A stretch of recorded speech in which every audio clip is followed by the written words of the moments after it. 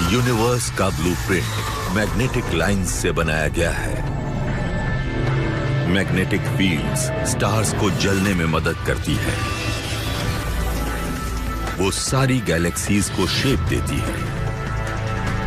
और वही फोर्स जो मैग्नेटिज्म पैदा करती है, वो सीमेंट है जो सारे मैटर को साथ में जोड़े रखती है। पूरे यूनिवर्स में इस ग्लू के बिना स्टार्स, प्लैनेट्स, लोग और लाइट कुछ भी नहीं होगा।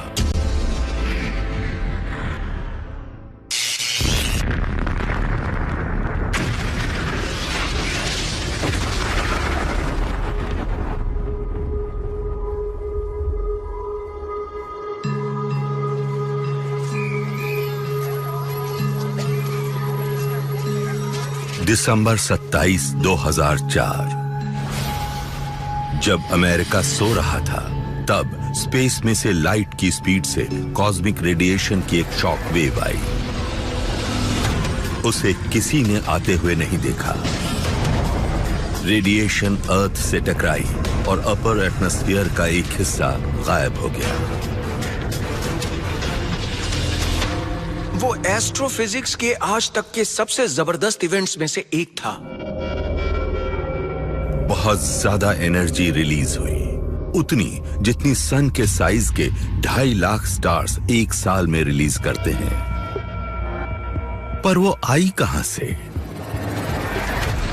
एक जायंट सुपरनोवा से, या एक मैसिव ब्लैक होल से निकले जेट से? कमाल की बात यह है कि इसके लिए मिल्की वे में बहुत दूर मौजूद एक छोटा सा स्टार जिम्मेदार था, जिसकी मैग्नेटिक फील्ड इतनी स्ट्रांग थी कि वैसी साइंटिस्ट ने उससे पहले कभी नहीं देखी थी। 50,000 लाइट ईयर्स दूर ये छोटी सी चीज जिसका डायमीटर कुछ किलोमीटर था, उसमें कुछ ऐसा हुआ कि उसका असर अर्थ पर पड़ा। ये समझने के लिए कि वो छोटा सा स्टार एक खतरनाक हथियार कैसे बन गया, हमें मैग्नेटिज्म को समझना होगा।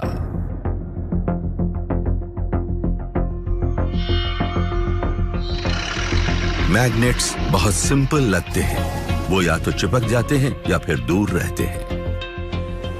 आप भी बचपन में मैग्नेट से खेले होंगे।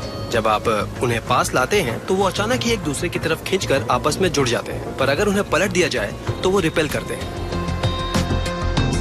एक मैग्नेट पुल और पुश दोनों कैसे कर सकता है?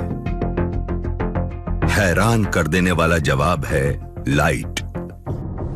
पता चला है कि कुछ पार्टिकल्स होते हैं जो एक्सचेंज होते हैं इस मैग्नेट और इस मैग्नेट के बीच, और उन पार्टिकल्स को कहते हैं फोटॉन्स। ये वही फोटॉन्स हैं जो लाइट क्रिएट करते हैं। फोटॉन्स एनर्जी के वो पैकेट्स हैं जिन्हें हमारी आंखें डिटेक्ट करती हैं आसपास की दुनिया देखने के लिए। और क्वांटम मैकेनिक्स की अजीब सी दुनिया में मैग्नेटिज्म के लिए सबसे जरूरी चीज होती है फोटॉन्स। सब एटॉमिक लेवल पर जाने पर हम देख सकते हैं कि एक एटम में एक न्यूक्लियस होता है जिसके इर्द गिर्द एक बादल होता है इलेक्ट्रॉन्स का। एक एटम के स्ट्रक्चर के बारे में सोचिए। न्यूक्लियस में पॉजिटिव चार्ज होता है और इलेक्ट्रॉन्स में नेगेटिव चार्ज। वो एक दूसरे को अट्रैक्ट करते हैं। इस अट्रैक्शन को समझने के लिए क्वांटम फिजिसिस्ट्स को लगता है प्रोटॉन्स और इलेक्ट्रॉन्स दोनों थोड़ी देर के लिए फोटॉन्स बाहर फेंकते हैं। ऑपोजिटली चार्ज्ड पार्टिकल्स एक दूसरे की लाइट को एब्जॉर्ब करते हैं और इस वजह से वो पार्टिकल्स जुड़े रहते हैं। इस अट्रैक्टिव फोर्स को कहते हैं इलेक्ट्रोमैग्नेटिज्म। एटम्स खुद साथ में नहीं रह पाते अगर इलेक्ट्रोमैग्नेटिक फोर्स नहीं होती। इलेक्ट्रोमैग्नेटिज्म से ही इंडिविजुअल एटम्स आपस में जुड़े रहते हैं, जिससे वो मॉलिक्यूल्स बनते हैं जिससे हम और हमारे आसपास की हर चीज बनी है। इलेक्ट्रोमैग्नेटिज्म है, इसीलिए मैटर है, जिससे एटम्स आपस में जुड़े हुए हैं। हमारे शरीर में मॉलिक्यूलर बॉन्ड्स एक दूसरे से मॉलिक्यूलर इंटरैक्शन से जुड़े हैं, जिसका मतलब वो लाइट की वजह से जुड़े हैं। बिना इलेक्ट्रोमैग्नेटिज्म के यूनिवर्स बिखरने लगेगा। अगर इलेक्ट्रोमैग्नेटिज्म को ऑफ कर दिया जाए तो मैटर डिसॉल्व हो जाएगा। हर चीज टूट जाएगी, बिखर जाएगी। मैं तो शायद अपनी सुपर ह्यूमन स्ट्रेंथ से खुद को बचा लूंगा, पर आप लोग नहीं बचेंगे।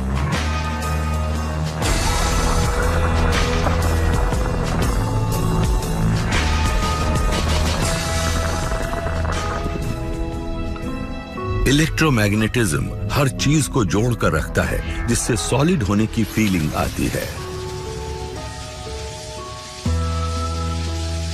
जब आप किसी चीज को छूते हैं तो वो भी इलेक्ट्रोमैग्नेटिक फोर्स होता है। हमारे एटम्स में इलेक्ट्रॉन्स होते हैं और वो एक दूसरे को रिपेल करते हैं, और जब आप किसी चीज को छूते हैं वो फोर्सेस आपको असल में फिजिकली उसे छूने से रोकते हैं।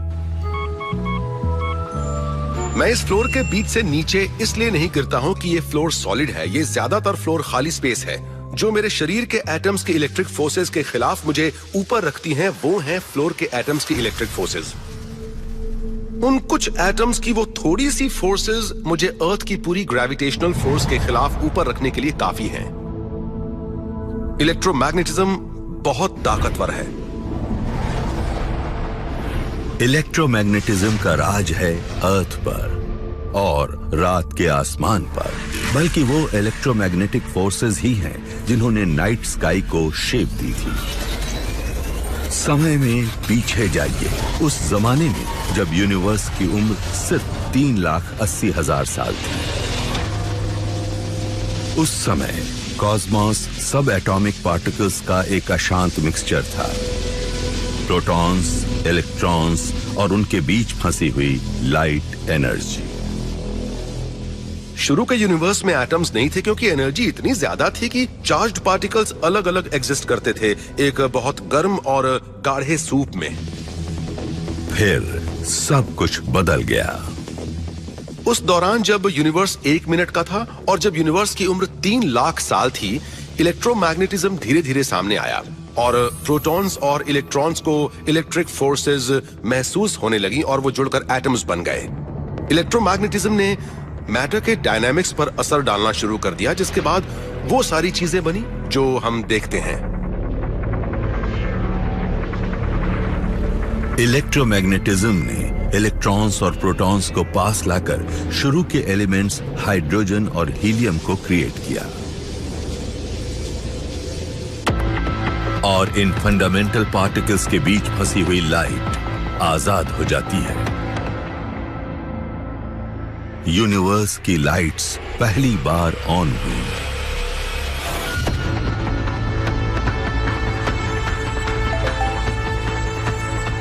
जिस वक्त नए एटम्स एक दूसरे के इर्द गिर्द घूम रहे थे, उनकी कंबाइंड मैग्नेटिक फील्ड ने असर दिखाना शुरू कर दिया।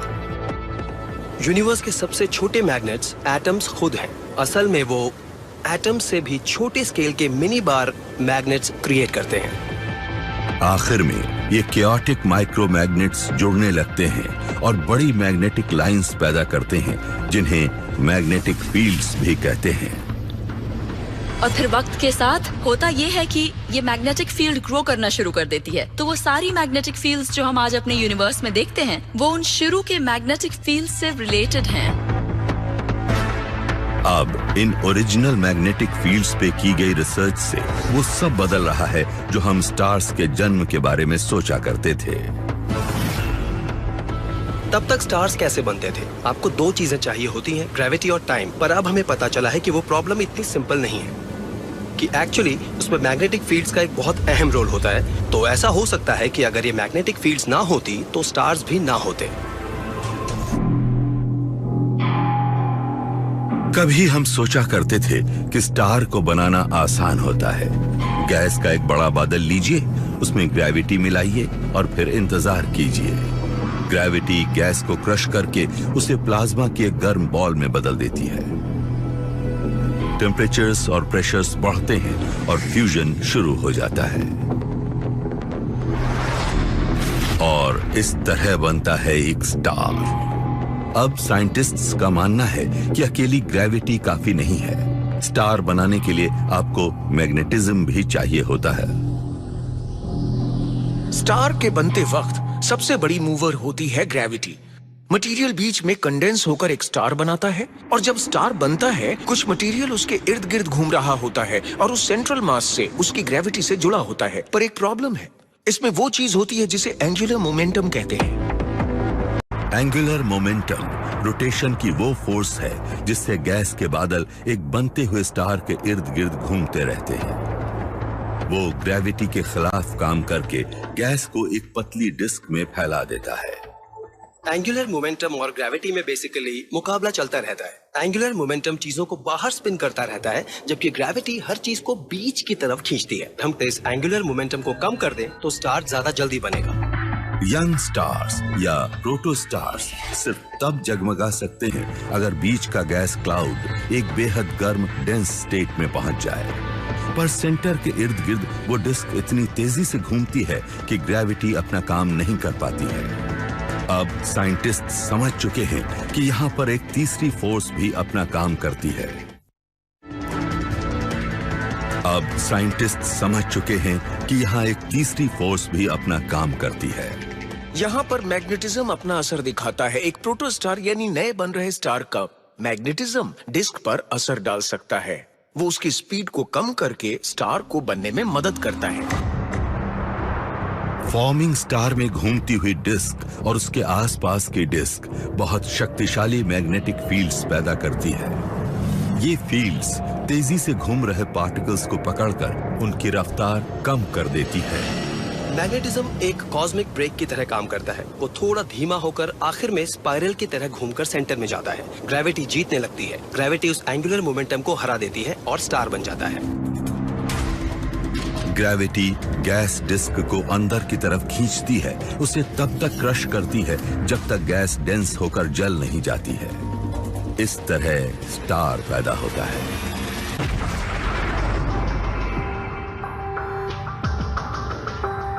ये हमारा यूनिवर्स है अब से 1200 करोड़ साल पहले। गैस से भरे कॉस्मोस में हर जगह फ्लैशेस हैं और ग्रेविटी और मैग्नेटिज्म हाइड्रोजन गैस के क्लाउड्स को क्रश करके स्टार्स बना रहे हैं। इनमें से कुछ बड़े स्टार्स अपने हाइड्रोजन फ्यूल को बहुत जल्दी जला देते हैं। फ्यूजन की पावर के बिना उनके पास ग्रेविटी से लड़ने के लिए कुछ नहीं है। कभी कभी इसमें एक वायलेंट मैग्नेटिक डेथ हो सकती है, जिससे स्टार कोलैप्स होकर एक सुपरनोवा के रूप में फटता है।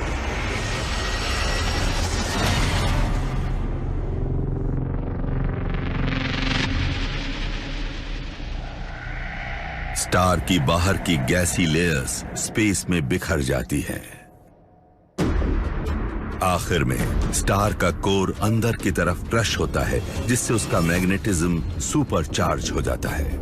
अगर आप स्टार्स को देखें तो लगभग सभी स्टार्स के सरफेस पर स्ट्रॉन्ग मैग्नेटिक फील्ड्स होती हैं। होता ये है कि जब एक स्टार मरता है और कोलैप्स हो जाता है तो भी उसमें मैग्नेटिक फील्ड उतनी ही रहती है। तो मान लीजिए कि अगर किसी स्टार का सरफेस एरिया 1000 या 10,000 गुना कम होता है तो उसकी मैग्नेटिक फील्ड इंटेंसिटी उतने गुना बढ़ जाती है। जैसे जैसे सुपरनोवा का कोर कोलैप्स होता रहता है, मैग्नेटिक फील्ड इंटेंसिटी बढ़ती जाती है।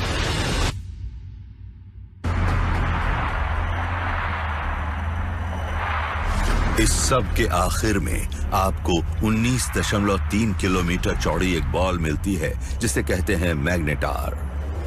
इन डेंस बॉल्स में बहुत बहुत ताकतवर मैग्नेटिक फील्ड्स होती हैं, बल्कि पूरे यूनिवर्स में सबसे स्ट्रॉन्ग मैग्नेटिक फील्ड्स होती हैं।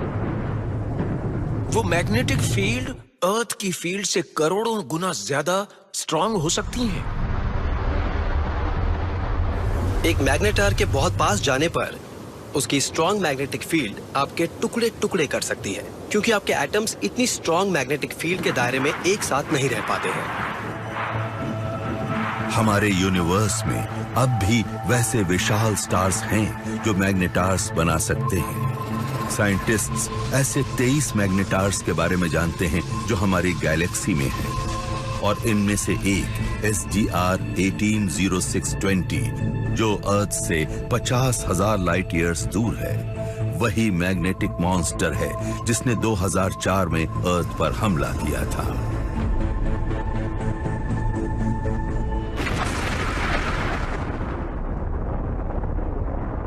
वो ब्लास्ट एक स्टार असर हुआ होता। अगर मैग्नेटार हमारे अर्थ से 1-2 लाइट ईयर्स दूर होता तो वो हमारे प्लेनेट को बर्बाद कर सकता था। ऐसी रेडिएशन की सिर्फ एक बर्स्ट हमारे एटमॉस्फेयर को लिटरली हटा सकती है। एटमॉस्फेयर नहीं होगा तो सांस लेने के लिए हवा नहीं होगी, सारे जानवर मर जाएंगे, एयर प्रेशर के बिना समुद्र उबल कर उड़ जाएंगे। अर्थ पत्थर की एक निर्जीव बॉल बनकर स्पेस में घूमता रहेगा। यूनिवर्स में जितनी भी चीजें हैं जो एक दूसरे से टकराती रहती हैं, उनमें से सबसे खतरनाक की लिस्ट पर मैग्नेटार्स सबसे ऊपर हैं। बहुत बहुत ही डरावने हैं। मैग्नेटार्स के वायलेंट जन्म के दौरान सुपरनोवास मिल्की वे में शॉक वेव्स भेजते हैं। साइंटिस्ट्स को इन शॉक वेव्स में कॉस्मोस में कुछ सबसे बड़ी मैग्नेटिक फील्ड्स की ओरिजिन के सुराग मिल रहे हैं। वो मैग्नेटिक फील्ड्स इतनी बड़ी हैं कि उन्होंने हमारी पूरी गैलेक्सी को ढक रखा है। हम अपने गैलेक्सी मिल्की वे को कई सदियों से स्टडी कर रहे हैं। वहां मौजूद गैस, डस्ट और 20,000 करोड़ स्टार्स की मैपिंग कर चुके हैं। पर पता चला है कि हम कुछ मिस कर रहे हैं, कुछ बहुत बड़ा। हमारी गैलेक्सी की एक एज से दूसरी एज तक मैग्नेटिक फील्ड्स का बड़ा जाल बिछा हुआ है। वो मिल्की वे का अकेला सबसे बड़ा स्ट्रक्चर है। एक अकेले एटम की मैग्नेटिक फील्ड हो सकती है, एक बाब मैग्नेट की मैग्नेट फील्ड हो सकती है, हमारे प्लेनेट की है, सन की है, और यहां तक कि वो गैलेक्सीज जैसे बड़े स्ट्रक्चर्स में भी है। गैलेक्टिक मैग्नेटिक फील्ड बहुत बड़ी है। बेसिकली वो पूरे मिल्की वे के बराबर है। वो मैग्नेटिक फील्ड जो हमारी स्पिनिंग गैलेक्सी पर है, वो 1,50,000 लाइट ईयर्स चौड़ी और 30,000 लाइट ईयर्स गहरी है। जो एस्ट्रोनॉमर्स गैलेक्टिक फील्ड को बनाने वाली मैग्नेटिक लाइंस के मैप को एनालाइज कर रहे हैं, उन्हें एक अजीब बात पता चली है। हमारी गैलेक्सी के स्टार्स और गैस क्लाउड्स की स्वेलिंग मूवमेंट उतनी मैग्नेटिज्म पैदा नहीं कर सकते हैं जितनी असल में है। मतलब कुछ और भी है जो वहां पर विशाल मैग्नेटिक फील्ड्स क्रिएट कर रहा है। ये सारी बड़ी मैग्नेटिक फील्ड्स आती कहां से हैं? वो मैग्नेटिक फील्ड्स कहां से आ रही हैं जो पूरी गैलेक्सी पर छाई हुई हैं? साइंटिस्ट्स को इन मिस्टीरियस मैग्नेटिक फील्ड्स की ओरिजिन के सुराग बहुत पहले खत्म हो चुके स्टार्स के अवशेषों में मिले।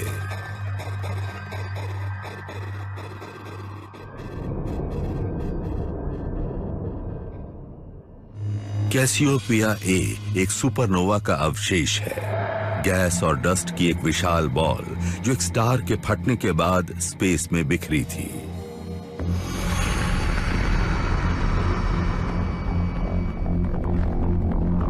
उसके फैलते हुए गैस के एनवेलप के साथ मैग्नेटिक फील्ड्स के एवोल्यूशन को ट्रैक कर रहे एस्ट्रोनॉमर्स को पता चला है कि रेमिनेंट के किनारों पर फील्ड्स आसपास के इंटरस्टेलर गैस के बादलों से टकराकर सुपरचार्ज हो जाती है। तो क्या जो एक्स्ट्रा मैग्नेटिज्म हम आज मिल्की वे में देख रहे हैं उसकी वजह सुपरनोवा शॉक वेव्स हैं? कॉस्मोलॉजिस्ट की एक नई ब्रीड ये जानने का फैसला कर चुकी है। जेना मायनेका लैब में सुपरनोवा शॉक वेव्स को सिमुलेट करने के लिए दुनिया के सबसे पावरफुल लेजर्स का इस्तेमाल कर रही है। मैं बड़े लेजर्स, बल्कि अर्थ के सबसे बड़े लेजर्स से ऐसे सुपरनोवास क्रिएट करती हूँ जो आसानी से आपके हाथ की हथेली में फिट हो सकते हैं। जेना एक्सपेरिमेंट की शुरुआत लेजर टारगेट एरिया में कार्बन रॉड का एक छोटा सा पीस रख के करती है। हम गैस से भरे एक चेम्बर में इस कार्बन रॉड टारगेट पर सभी 6 लेजर बीम्स डाल देते हैं। तो होता यह है कि ये मटेरियल बैलिस्टिकली एक्सपैंड होता है, जिससे एक शॉक वेव पैदा होती है और हमें उम्मीद होती है कि ये shock wave magnetic fields generate करेगी। ऑलराइट, शॉट के लिए लॉक कर रही हूँ। सब बाहर चलो। Hi laser bay, this is target area west. हम लॉक डाउन हैं और शॉट के लिए रेडी हैं। सभी 6 बीम्स पर फुल एनर्जी दीजिए। लेजर ऑपरेशंस टीम छोटे कार्बन टारगेट पर फोकस करती है। लेजर टारगेट को 10 लाख डिग्री से भी ज्यादा तक गर्म कर देता है। कार्बन फटता है, एक शॉक वेव पैदा होती है जो चेंबर में मौजूद गैस में आगे बढ़ती है। सक्सेस, सब ठीक रहा।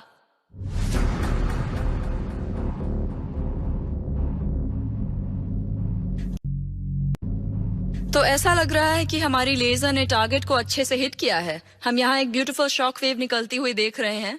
तो लेजर यहाँ से अंदर आया, हमारी कार्बन रॉड को हिट किया। ये वो सारा मलबा है जो बहुत तेजी से बाहर जाता है, और ये वो शॉक वेव है जो इसकी वजह से जनरेट हुई है। चेंबर के अंदर मौजूद डिटेक्टर से कंफर्म हो गया कि शॉक वेव के आसपास की गैस को हिट करने के बाद स्ट्रॉन्ग मैग्नेटिक फील्ड्स जनरेट हुई थी। तो ये शॉक वेव स्पेस में मूव कर रही है और इसकी वजह से इन हिस्सों में ये मैग्नेटिक फील्ड्स क्रिएट हो रही हैं। जेना को लगता है कि एक इसी तरह की प्रोसेस स्पेस में बड़ी मैग्नेटिक फील्ड्स पैदा करती है। सुपरनोवा शॉक वेव्स विशाल इंटरस्टेलर क्लाउड्स से एक सुनामी की तरह टकराती है। अशांत गैस का एक बादल बहुत तेजी से ऊपर उठता है। गैस क्लाउड के अंदर चार्ज्ड पार्टिकल्स एक दूसरे से टकराते हैं, जिनसे वो पावरफुल मैग्नेटिक फील्ड्स स्पेस में दूर तक पहुंच जाती है। तो अब वहां पर कई चार्ज पार्टिकल्स मिक्स होते हैं जो घूम रहे हैं, अशांत हैं और आगे बढ़ रहे हैं। जहां पर भी इस तरह की एक्टिविटीज होती हैं, वहां मैग्नेटिक फील्ड्स होती हैं। मिल्की वे में जो भी एक्सेस मैग्नेटिज्म है, उसकी एक बड़ी वजह सुपरनोवा शॉक वेव्स है, पर वो उसकी अकेली वजह नहीं है, क्योंकि सिर्फ वही एक कॉस्मिक फेनोमेनन नहीं है जिसमें शॉक देने की पावर है। सब कुछ निगल जाने वाले ब्लैक होल्स स्पेस में सुपर हीटेड मैटर के जेट्स को ब्लास्ट करते हैं। ये जेट्स गैस क्लाउड्स को चीरते हुए आगे बढ़ते हैं, जिससे और टर्बुलेंस पैदा होती है और उससे ज्यादा पावरफुल मैग्नेटिक फील्ड्स जनरेट होती है। और कभी कभी गैस क्लाउड्स आपस में इतनी बुरी तरह भिड़ते हैं कि उससे जोरदार मैग्नेटिक तूफान पैदा होते हैं। शॉक वेव्स उन स्टेरॉइड्स की तरह हैं जो मिल्की वे की मैग्नेटिक पावर को बढ़ाती है, और इस मैग्नेटिक वर्ल्ड की डिस्ट्रीब्यूशन कॉस्मोलॉजी की एक सबसे बड़ी मिस्ट्रीज में से एक को समझने के लिए अहम हो सकती है। रात के आसमान में से 1 लाख करोड़ स्टार्स गायब क्यों हैं?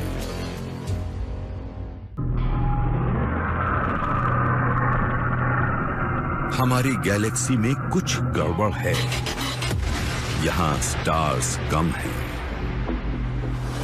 मिल्की वे में 20,000 करोड़ से भी ज्यादा स्टार्स हैं, जो एक फ्लैट स्पाइरल में अरेंज्ड हैं। पर वहां पर कई और स्टार्स होने चाहिए। मिल्की वे के बारे में एक बात समझना मुश्किल है कि इसमें इतने कम स्टार्स क्यों हैं। हमारे मिल्की वे में इससे 10 गुना ज्यादा स्टार्स होने चाहिए, पर नहीं है। तो सबसे बड़ा सवाल है क्यों? पुरानी फिजिक्स के नियमों के अनुसार मिल्की वे को और बड़ा होना चाहिए, क्योंकि वो गैस और डस्ट के विशाल बादलों से घिरी हुई है, जो नए स्टार्स के बिल्डिंग ब्लॉक्स हैं।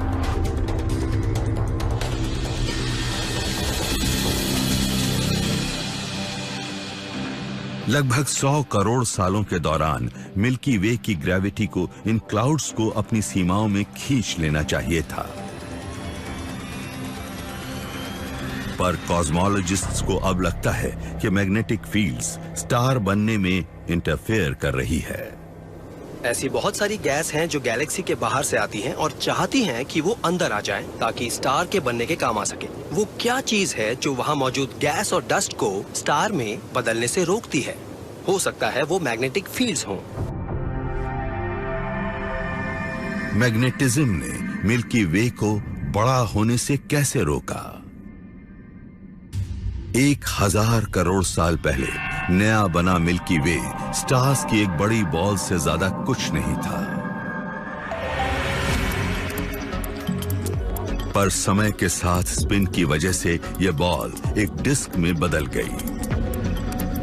ग्रेविटी और स्टार्स को खींचती गई। डिस्क और बड़ी होती गई। उस मैटर को कोलैप्स करने में सबसे पहला हाथ था ग्रेविटी का, जिससे गैलेक्सीज बनी। फिर जब मैटर हरकत में आकर आपस में टकराने लगता है, मैग्नेटिक फील्ड्स इंपॉर्टेंट हो जाती हैं। शुरू की सुपरनोवा शॉक वेव्स टर्बुलेंस पैदा करती है, जिससे नई बनी मिल्की वे डिस्क में मैग्नेटिक फील्ड्स फैल जाती है। डिस्क के घूमने के साथ ही ये फील्ड लाइंस नए बने गैलेक्सी के इर्द गिर्द मैग्नेटिज्म की एक चादर बुन देती है। यहाँ एक प्रॉब्लम है। हमारी गैलेक्सी में मैग्नेटिक फील्ड लाइंस का पूरा जाल है और ये मैग्नेटिज्म चीजों को गैलेक्सी के सेंटर में गिरने से रोक सकता है। इस जाल ने मिल्की वे में स्टार फॉर्मेशन में रुकावटें पैदा की है।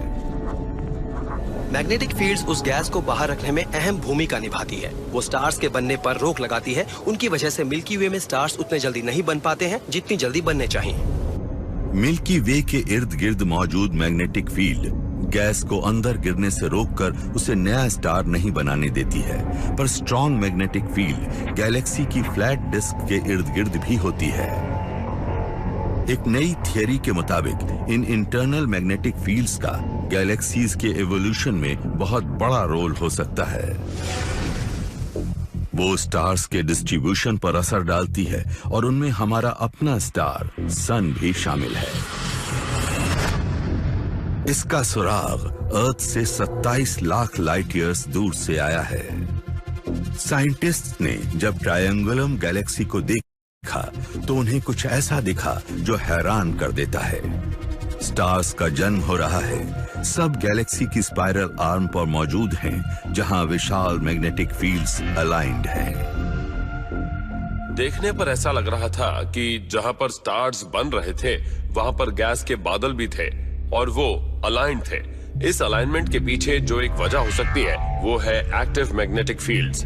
Magnetic fields line charge particles के लिए सुपर हाईवेज की तरह होती हैं। चार्ज पार्टिकल्स उन पर चलना चाहते हैं। गैलेक्सी के अंदर गैस क्लाउड्स में चार्ज पार्टिकल्स को मैग्नेटिक फील्ड्स स्पाइरल आर्म्स पर अरेंज कर देती है। यहाँ पर गैस क्लाउड्स डेंस हो जाते हैं और इसीलिए स्टार फॉर्मेशन हो पाती है। ग्रेविटी गैलेक्सीज की फॉर्मेशन के लिए जिम्मेदार है, पर मैग्नेटिज्म ने ही शायद गैलेक्सीज को वो बनाया है जो वो हैं। अगर आज मिल्की वे में कम स्टार्स दिखते हैं तो हो सकता है उसके पीछे मैग्नेटिज्म हो सकता है उसी ने स्टार की पोजीशन भी सेट की हो जिनमें अर्थ का सबसे करीबी स्टार सन शामिल है। सन हमें वो एनर्जी देता है जिस पर अर्थ की ज्यादातर लाइफ डिपेंड करती है, पर अगर उसे संभालने के लिए मैग्नेटिज्म न होता तो वही एनर्जी हमारा नामो निशान मिटा देती।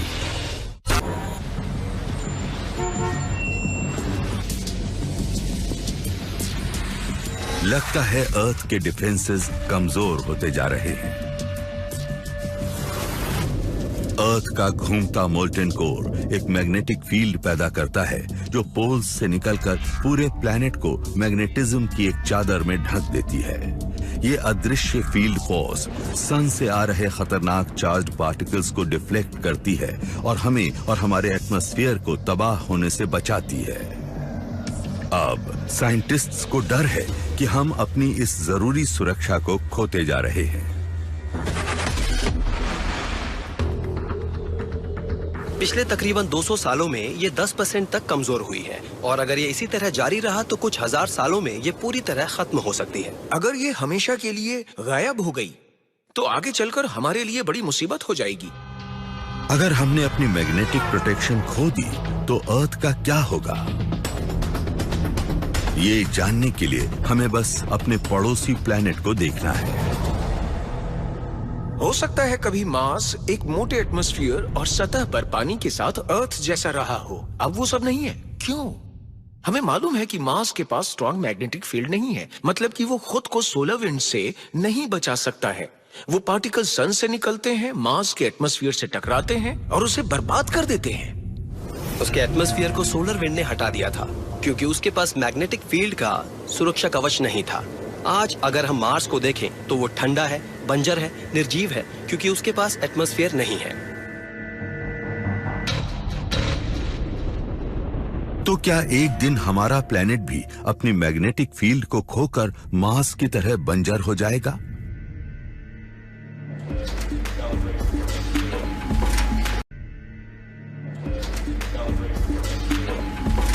जियोफिजिसिस्ट डैन लेथरप और उनकी टीम ने अर्थ के कोर का एक रेप्लिका बनाया है ताकि ये मैग्नेटिक फील्ड के एवोल्यूशन को फास्ट फॉरवर्ड में प्ले कर सकें।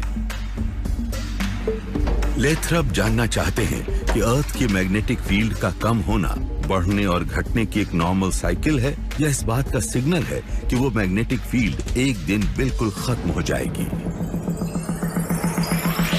इस तरह का एक्सपेरिमेंट हमें अर्थ के कोर को ज्यादा करीब से समझने में बहुत मदद करता है। लिक्विड आयरन इतना गर्म होता है कि उसे हैंडल करना मुश्किल होता है, तो लेथरप अपनी 10 फुट की बॉल को 12.5 टन लिक्विड सोडियम मेटल से भर देते हैं।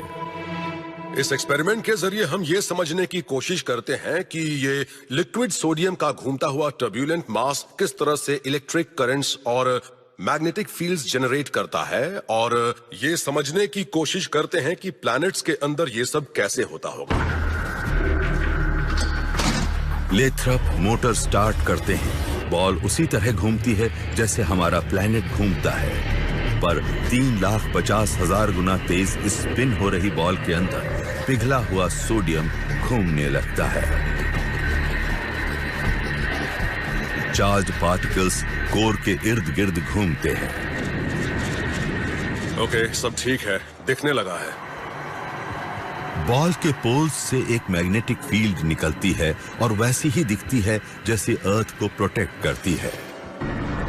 लेथरप बॉल की मैग्नेटिक फील्ड की स्ट्रेंथ में आए डिप्स को मेजर कर रहे हैं। ऊपर गया है, पर ये डिप्स रिकवर करके फिर ऊपर जा रहे हैं। लेथरप ने यह भी देखा है कि इनके एक्सपेरिमेंट के मैग्नेटिक पोल्स यहां वहां जा रहे हैं।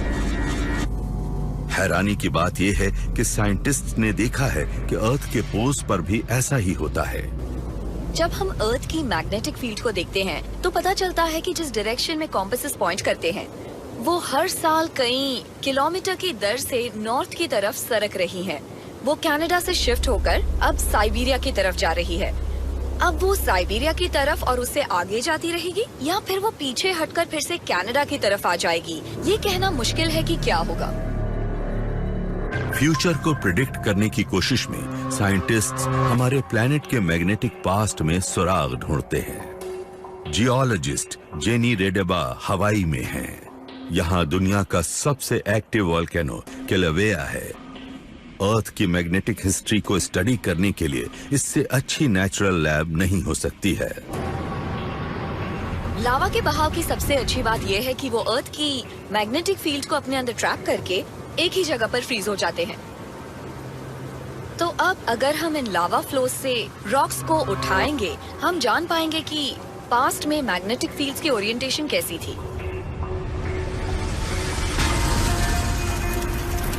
लावा में आयन के पार्टिकल्स होते हैं। पिघलने के बाद ये आयन पार्टिकल्स अर्थ की मैग्नेटिक फील्ड के हिसाब से असेंबल हो जाते हैं। फिर जब लावा ठंडा होता है ये ओरिएंटेशन वहीं पर लॉक हो जाती है। हिस्टोरिक लावा फ्लोज के लेयर्स की खुदाई के बाद साइंटिस्ट्स को वो मैग्नेटिक रिकॉर्ड्स मिले हैं जो उन्हें करोड़ों साल पीछे ले जाते हैं। और इससे पता चलता है कि अर्थ की फील्ड सिर्फ कमजोर होती और हिलती ही नहीं है, बल्कि समय समय पर यह पूरी फील्ड पलट जाती है। नॉर्थ और साउथ पोल्स सच में आपस में जगह बदल लेते हैं। पहले फील्ड एक डायरेक्शन में अलाइन थी, फिर जब हम उस लावा रॉक के कॉलम में थोड़े और ऊपर आए तो पता चला कि वो बिल्कुल ही ऑपोजिट डायरेक्शन में ओरिएंटेड है। आज के मुकाबले 180 डिग्रीज पर ऐसा कई बार होता है। इससे हमें पता चलता है कि अर्थ की मैग्नेटिक फील्ड दिशा बदलती है। रेगुलर बेसिस पर नहीं, पर कभी कभी दो चेंजेस के बीच लाखों साल का या करोड़ों साल का फासला हो सकता है। पर ये बात पक्की है कि अर्थ की मैग्नेटिक फील्ड नॉर्थ और साउथ में फ्लिप करती है। तो अगले मैग्नेटिक समरसॉल्ट का अर्थ के जीवन पर क्या असर पड़ेगा? हैरान करने वाला जवाब है बहुत कम असर। बायोलॉजिस्ट ने अर्थ के फॉसिल रिकॉर्ड्स को गहराई में जाकर देखा है और पता चला है कि मैग्नेटिक फ्लिप्स से सब कुछ खत्म नहीं हो जाता है। इसमें इतना टाइम नहीं लगता है कि हम बहुत देर तक अनप्रोटेक्टेड रहें और जीवन का नामो निशान मिट जाए। हमें किसी भी मैग्नेटिक फील्ड फ्लिपिंग इवेंट के आसपास मास एक्सटिंक्शन इवेंट्स नहीं मिले हैं, मतलब कि ये सब जल्दी होता होगा। अर्थ की मैग्नेटिक शील्ड ने जीवन को सन की रेडिएशन से करोड़ों सालों से बचा कर रखा है और आगे भी ऐसा ही होगा। पर हम अपने एंशिएंट एंसेस्टर्स से अलग हैं। हम अपनी टेक्नोलॉजी को पावर देने वाली हर डिवाइस में इलेक्ट्रोमैग्नेटिज्म की ताकत इस्तेमाल करते हैं और इसलिए इससे एक ऐसा खतरा पैदा हो सकता है जो इंसान को उसके घुटनों पर ले आए।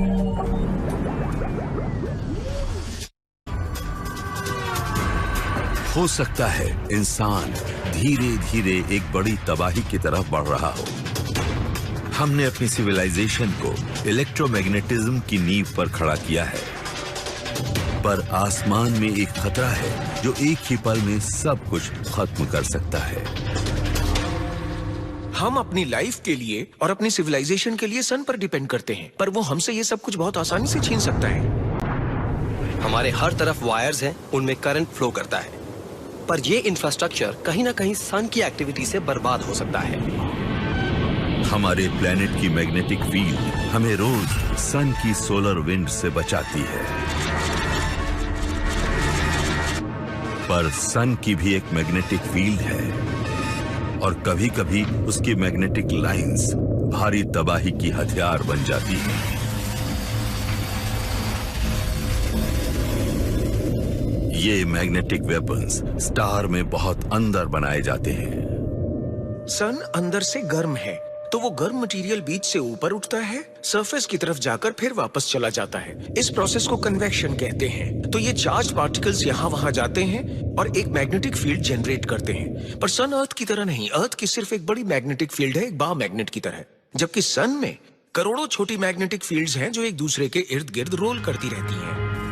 फिर सन का एक हैरान कर देने वाला फीचर इन ढेर सारी मैग्नेटिक फील्ड्स को मरोड़ कर रख देता है। पूरा सन स्पिन करता है, पर वो एक ठोस ऑब्जेक्ट नहीं है। असल में उसका इक्वेटर पोल से ज्यादा तेज स्पिन करता है, जिससे सन ट्विस्ट हो जाता है। और जब आप मैग्नेटिक फील्ड्स को ट्विस्ट करते हैं, उनमें और ज्यादा एनर्जी भर जाती है।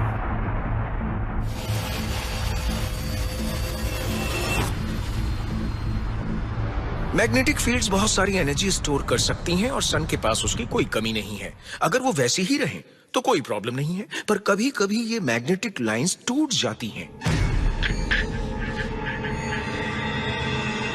जब एक मैग्नेटिक फील्ड टूटती है तो उसमें मौजूद सारी एनर्जी रिलीज होती है। सन की सतह फटती है और उसमें से बहुत तेजी से पार्टिकल्स का एक मैग्नेटिकली चार्ज्ड तोप का गोला निकलता है, जिसे कोरोनल मास इजेक्शन या CME कहते हैं। एक कोरोनल मास इजेक्शन ये एनर्जी छोड़ता है। उसमें से बहुत सारे, जैसे कि लगभग 100 करोड़ टन सब एटॉमिक पार्टिकल्स होते हैं, जो सन से बाहर निकलकर प्लैनेट्स के बीच की स्पेस में जाते हैं। पार्टिकल्स के इस क्लाउड की अपनी मैग्नेटिक फील्ड होती है जो उसके साथ चलती है, और अगर वो अर्थ से टकरा जाए तो वो हमारी मैग्नेटिक फील्ड के साथ इंटरेक्ट कर सकती है। जब एक CME अर्थ की मैग्नेटिक फील्ड से टकराती है तो उस टकराव से उन पावर लाइंस में इलेक्ट्रिकल करंट अचानक बढ़ सकता है, जो हमारे घरों और बिजनेसेस तक इलेक्ट्रिसिटी पहुंचाती है। हमारा पूरा इलेक्ट्रोमैग्नेटिक इंफ्रास्ट्रक्चर, सारी पावर लाइंस, ट्रांजिस्टर्स, वो हर चीज जो इस करंट को अब्सॉर्ब कर सकती है, ये सर्किट्स को ओवरलोड करके ब्लैकआउट्स कर सकती है, जिससे हमें बहुत परेशानी हो सकती है। अर्थ को हर साल लगभग 150 CMEs हिट करते हैं। ज्यादातर छोटे होते हैं और उनसे ज्यादा ब्लैकआउट्स होते हैं, पर सन हमारी तरफ सब कुछ खत्म करने वाला CME भी फायर कर सकता है।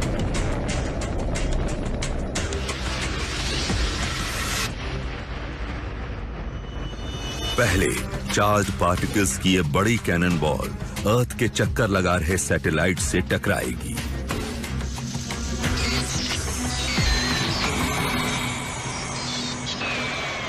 एक बड़े सोलर स्टॉर्म से सैटेलाइट्स में शॉर्ट सर्किट हो सकता है। हमारी कम्युनिकेशन, हमारा जीपीएस बंद हो सकता है। जीपीएस को दुनिया की हर एक स्टॉक मार्केट इस्तेमाल करती है। सैटेलाइट्स के बिना दुनिया का फाइनेंशियल इंफ्रास्ट्रक्चर क्रैश कर जाएगा। एयरप्लेन्स उड़ान नहीं भरेंगे, शिपिंग लाइंस बंद हो जाएंगी, मोबाइल फोन कम्युनिकेशन डेड हो जाएगी। हम उन चीजों पर इतने ज्यादा डिपेंडेंट हो चुके हैं कि उनके बिना सब कुछ ठप हो जाएगा। सैटेलाइट्स को बर्बाद करने के बाद सीएमई की एनर्जी का असर अर्थ पर होगा। पावर लाइंस में ज्यादा इलेक्ट्रिकल करंट फ्लो करने लगेगा। पूरे प्लेनेट के पावर ग्रिड्स ओवरलोड हो जाएंगे। सब स्टेशंस में चिंगारियों की झड़ी लग जाएगी। वो एक एक्सट्रीम सोलर इवेंट हो सकता है। ऐसा एक्सप्लोजन हो सकता है जैसा आपने पहले कभी ना देखा हो। ऐसा हो सकता है कि पूरे यूनाइटेड स्टेट्स की बिजली उड़ जाए और ब्लैकआउट हो जाए। उस इलेक्ट्रिकल इंफ्रास्ट्रक्चर को ठीक करने और नए सैटेलाइट्स को लॉन्च करने में कई साल और करोड़ों डॉलर्स लगेंगे। एक बड़ा स्टॉर्म हमारी सिविलाइजेशन को घुटनों पर ला सकता है। मैग्नेटिज्म हमारी सोसाइटी को बर्बाद कर सकता है, लेकिन अब हम अपनी इलेक्ट्रोमैग्नेटिक हैबिट्स को नहीं छोड़ सकते हैं। यही फोर्स हमें बचाती है।